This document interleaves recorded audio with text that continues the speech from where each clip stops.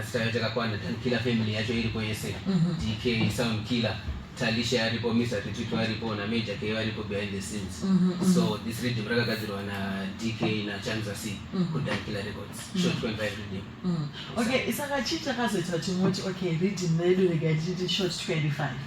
So the another project this Riddim was actually made last year muna December. Tichiti 2024 apera takulook into 2025. So tangoti and ndetagadzira itongovhura hombe muna 2025 tangoti short 25. So mukufamba kwegore zvedu Riddim rafana tobuda I think around January February but yenye kuti projects anenge akawanda takazongota tirisa pasite up until taona gore ratopera tatakanda short chingogara tangorifara neshort. Saka pane masongs mangani paRiddim? So this Riddim parakabuda initially ranga rini I think 15 songs, but right now nenyaya malate entries nevamwe vakoyo vachipinda I think rakutosvika mu 1920. Okay, so let me talk to the artists who featured on this Riddim. Yes, what do you say? Yes, my sister, what do you say? Okay, I think you can just come closer to the microphone.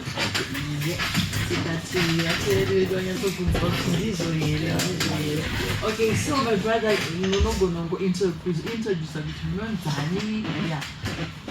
Okay, my real name is Clive Zindiko. Lova Guruwa.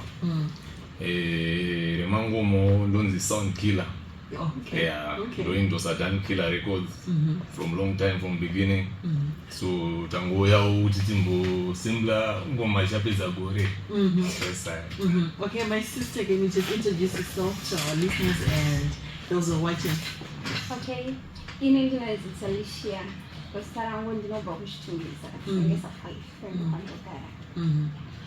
Baba Mahabata Mageto also.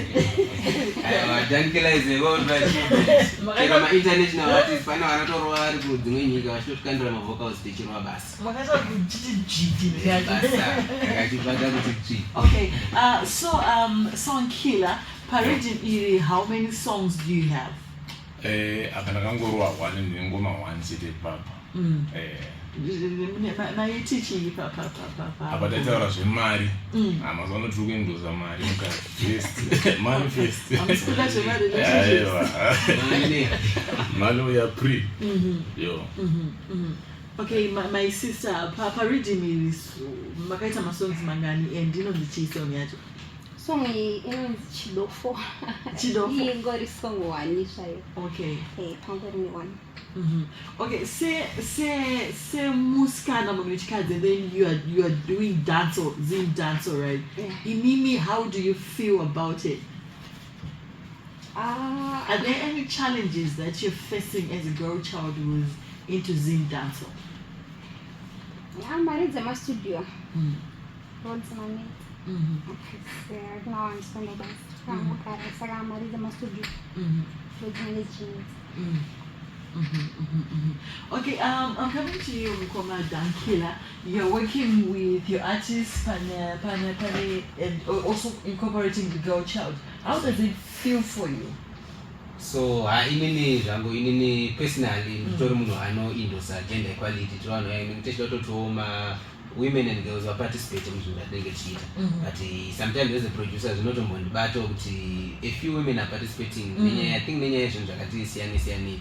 My factors will maybe in harassment my producers tend to take advantage of my female artists, which is kind of data challenge I know that approach or producer and down the song then need to chew and the song but tindiko record takuita exchange maybe ndekutibvakura naye urondoda kutomabvisa urondoda sei so mamwe challenge ndekuti vasikana sometimes vanobva vatongokuita kusiyana nazvo zvinhu zvachiona watoona industry iri a bit toxic especially ku that gender but inini ndinombozama nepandogona kuti mafemale artists arove ngoti this Riddim is more of a hardcore saka rarisina mafemale artists akawanda I think Talisha is the only girl on it but patomboita mamwe projects aya ari soft chichi aiwa mabhebi tinomeka sure kuti last time I think yatakamba chilonja moto Riddim right about I think right about 6 vasikana and 6 vakomana so ndinombomira zvangu for gender participation yes tinokutendai nekuti before the number again 0776 348884 and today we are launching the short 25 Riddim rakaiswa naMukoma Dankillah Records. So why have you then decided kuti toda kulauncha Riddim in Nas? PaChikomo FM? PaChikomo FM is our platform inotisimdzirawo semaproducers as a record label. Tinotomboita kuti machallenges wayo kutiwo sometimes tichitsvaga airplay ne-exposure netichi, but tine mamwe machallenges atinogona kusangana nawo, but PaChikomo FM is the first nzvimbo yatinoziva kuti tikasvikawo tikakumbira kuti tine project yedu yakadai tinoda kuti inzwikwe nevanhu aiwa munotigamuchira. Tinongoramba tichitenda nethat support, tingoramba tichiramba tichitsingira zvinoita kuti tizikanwe out there, mageto youths arirewo aende kumberi. Yes, massive respect to you, Dankillah, for appreciating PaChikomo FM. So right about now, I'm gonna play a song coming through from Talisha. The song is called Chido for over there. Short 25 Riddim. My name is DJ Culture the K, and very soon, Baba Nduto we off for Riddim. Yes, DJ Culture or the Riddim. So I'm gonna play you this one coming through from Talisha, Chido for.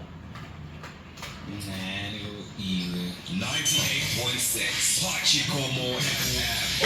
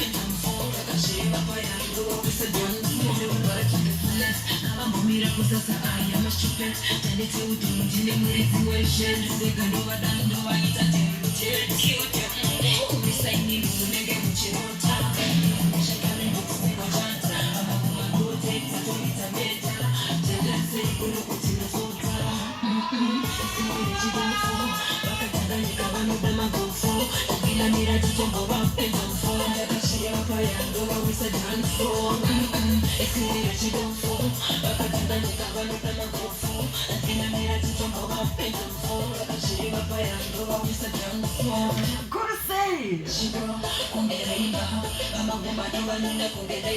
yes, please come through on 0776348884. We are PaChikomo FM 98.0. We're broadcasting to you live from the University of Zimbabwe.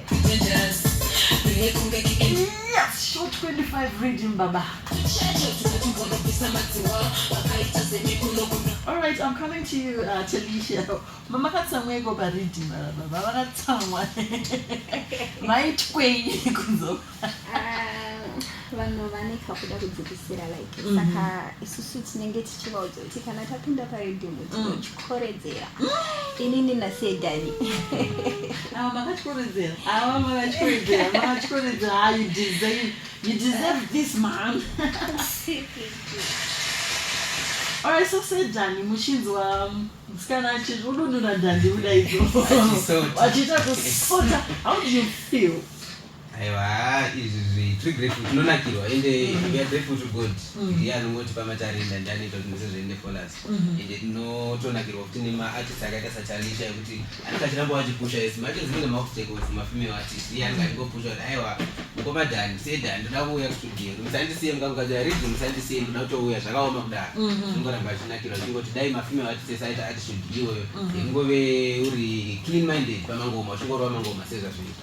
You know, massive respect to you for the work that you're doing to this artist. So I'm gonna play you also a song coming through, Money from Dankillah. Tinzo kuti daya zo dichiati.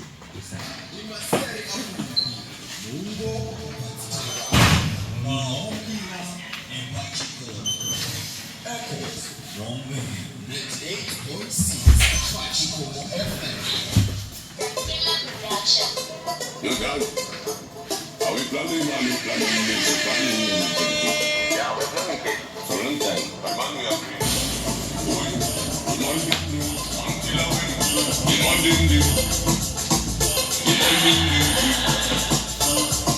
Money, we are free. Money, we are need like food, we are eat. Money, we are free. We are need like food, we are eat. Money, we are free. Money, we are need like food, we are eat. Money, we are free. Money, we are need like food, we are eat. free. Money we are need like food we are need is the money. Money with the good of beer on my chin. It's about that the Abunyamura Makit Maya. And I think I can get on my knees. Sometimes she is stopping up from my little class. Because she is only up on my wings. I would have put us your boy who put on the shins. You are a kid, see I'm a shit. I feel a fire who got my it's on me. Money, money, money, money, money, we are free. Money we are need like food we are need with the money.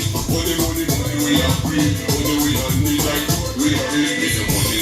Money, money, money, we are free. Money we are need like food we are need with the money.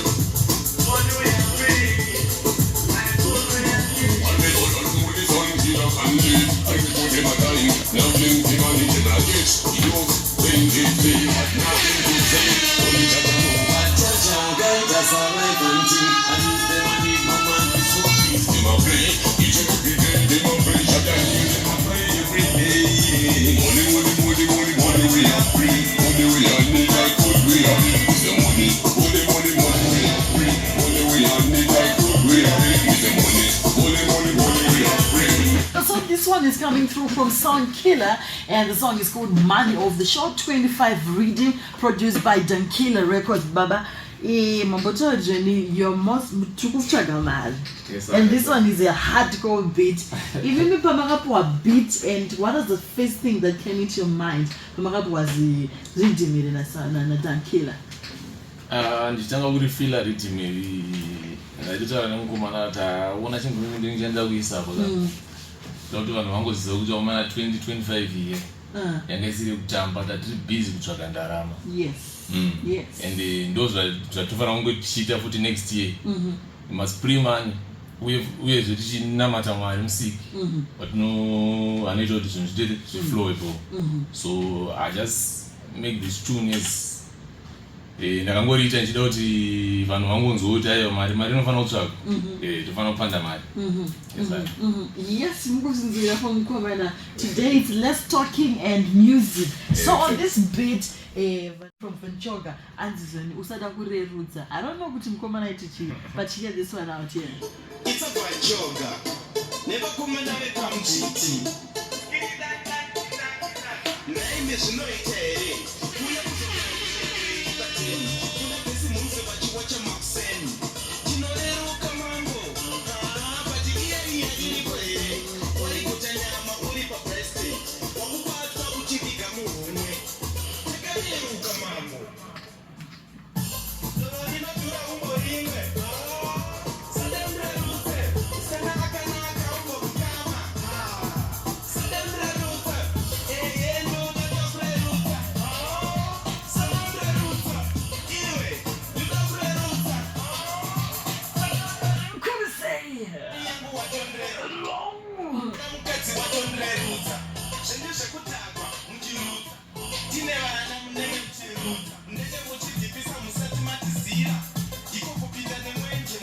Okay, so this one is coming through from Vanchoga and Musada Kutiri Ruta, and also Jano is also featured on this one in my footy. Yeah, we're coming through from PaChikomo FM 98.0, broadcasting to live from the University of Zimbabwe. And today we are the first radio station in Zimbabwe to be launching the Short 25 Riddim. So I'm going to play you something here from John Knowles.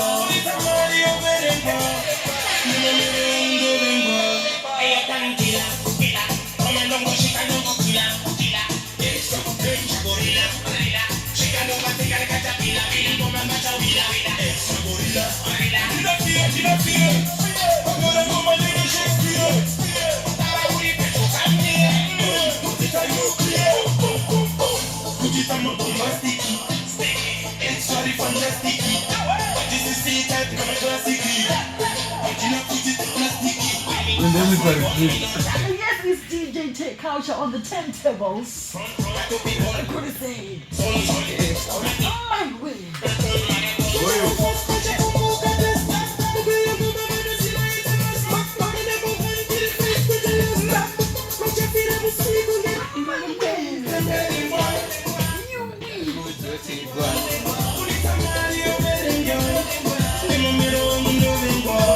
So this one is coming through from Janos and the Gorilla of the Top 25 Riddim.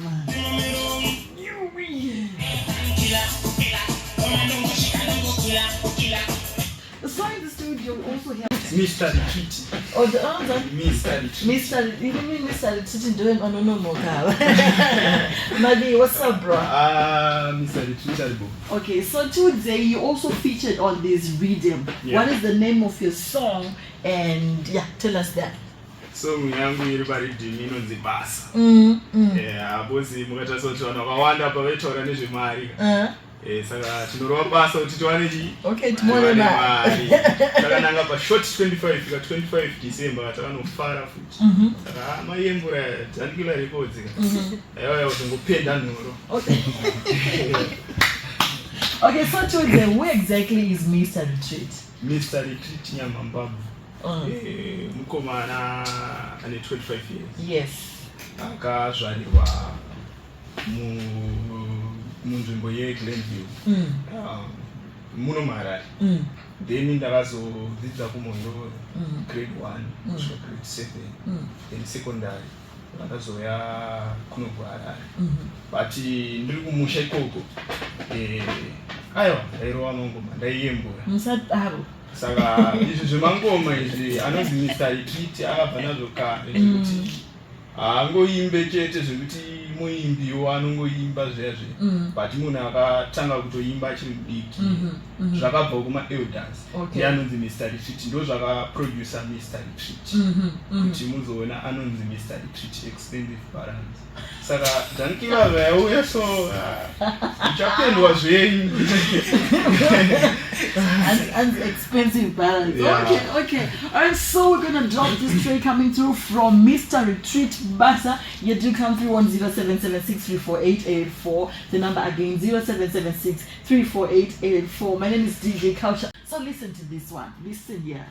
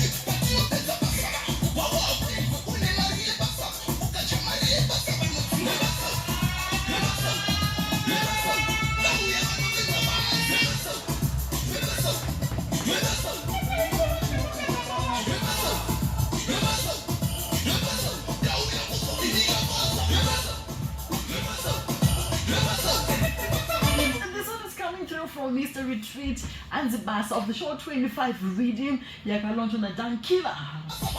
It do come through on 0776348884. You know the dons and dandizi.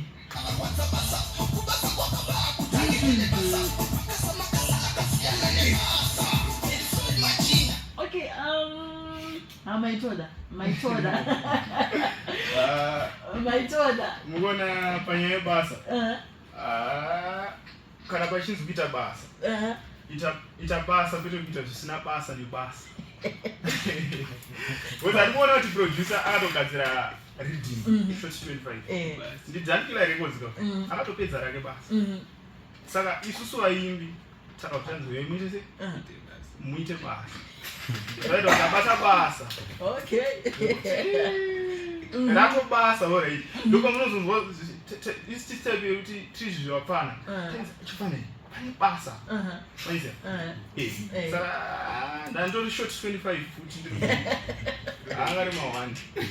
Alright. Kama ndine Riddim racho ndi short 25 wacho. Pani basa. Okay, so I mean, before we close our program, Chabulita Riddim. Let's go to the Mamchi Baba. Name live in the studio. Into the chairs. Some Chabulita Riddim like this. So, in any Chabulita Riddim, I'm going to start with you and I'll come to you. Nyamambapu. Dankillah. Mayamburaya. Maitabasa mabasa. Basina basa kushaya basa ibasa. Mukasotira chichaka mabasa. Mukawana basa. Musaso harasa. Nyamambapu mayamburisa bata basa. Maringa ipute atinopita basa. Kubawa kwende une marie basa. Ukachwa marie basa unotingwa basa. Lebasa. Ah, manopita basa. Lebasa. Ipaiwa manopita basa.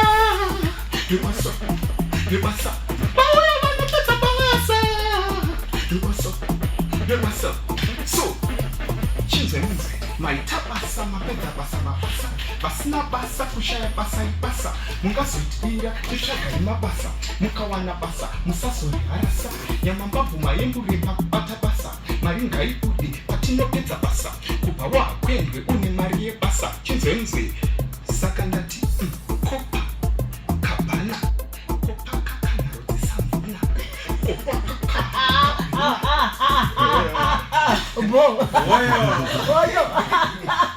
Oh, don't do that. Don't do that. Yeah. I remember. So I'm now coming to you, my guy. I'm coming to you.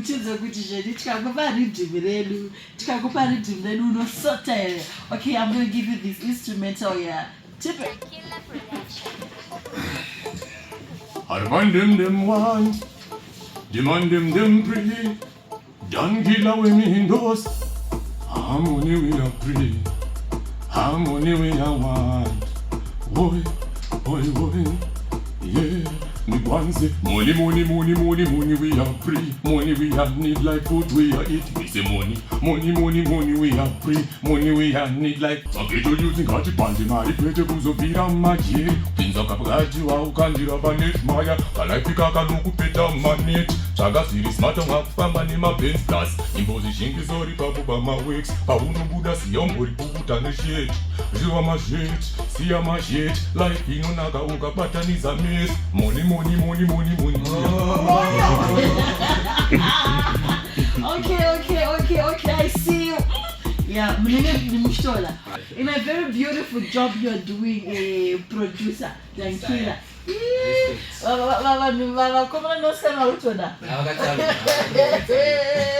Okay, so you were telling me with Riddim, you also a feature who are outside. Yes, I actually international with Jazzy Babanari, Vakaro, Botswana. Then we also have Ruma Pombi, Agaro Harpa South Africa. I don't know budget support. I want Riddim put up a Zimbabwe producer, not Kandra to it. It's a church online chichi from Matango Kandazin. Okay, I get you answer. Yes,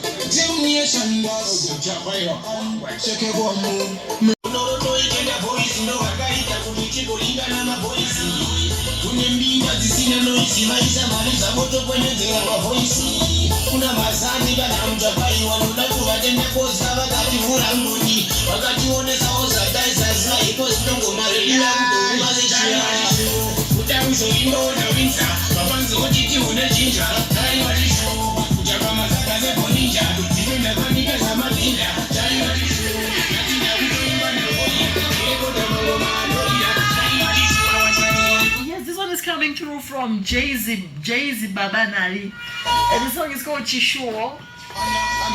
Of the short 25 Riddim produced by Dankillah Records.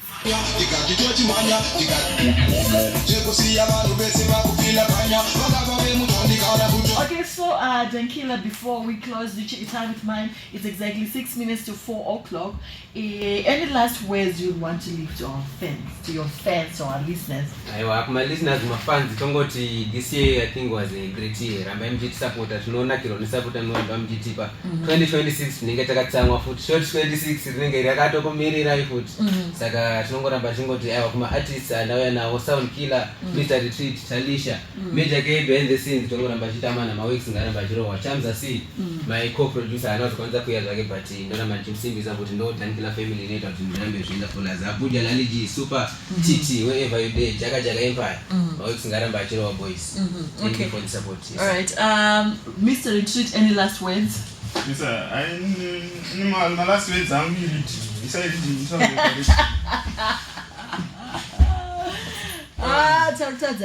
Tazai. Yeah, my last words so zvamurimi mugoti anenge apera kuita kunge mugoti pamwe nditapera adirira mugoti panopatapira usatore remote panotiparira musashore masango matete kuita kunge spaghetti musinga vari kudzima leti musango makete mabhebhi emasketi musinga makete munoteti maskiti kunge cubisi ndinokosha kunge ko get one ndimi makaisa bibko I get it me no give a river mabas divat on top se diva munyatu wanyati Adam na Eva bakaita leti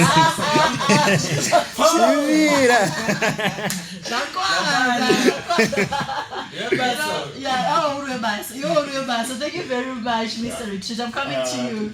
Sound Killer, any last words? To drop a beat here, foot. Okay. Any last words to your fans? Yeah, my fans, Dankillah. Tinongoti ramba tichisupport omana. We came so far. Enge tufara kutoramba tichipusha maweeks. Zvinoita kuti tiende kumberi. So tongokutendai nekuti support tiri kuiona. Yes. And tutalisha mashoko akupedzisira kuvateereri venu. Ndinongoti ngavarambe vachingondisimbisa nokuti tiende kumberi. Thank you very much. So isusu as PaChikomo FM, we have officially launched the short 25 Riddim. This one was produced by Dankillah Records. Thank you very much for the support, and please continue supporting the Dankillah. Where can your fans, our listeners, find your music? Where can we get your music?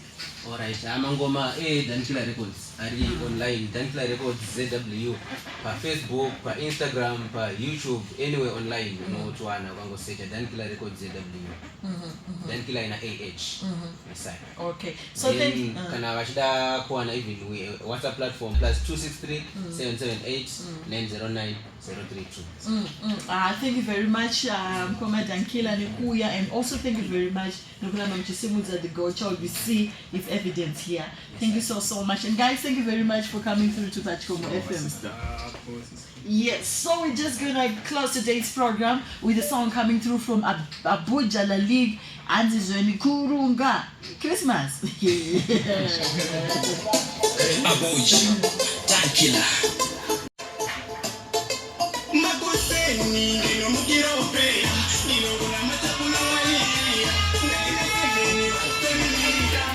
Asi vanoona kuramba uchitenderedza zvinhu zvako zvine mutindo kurunga iwe kurunga zvese zvauri karunga uri kununga zunza munenga kurunga iwe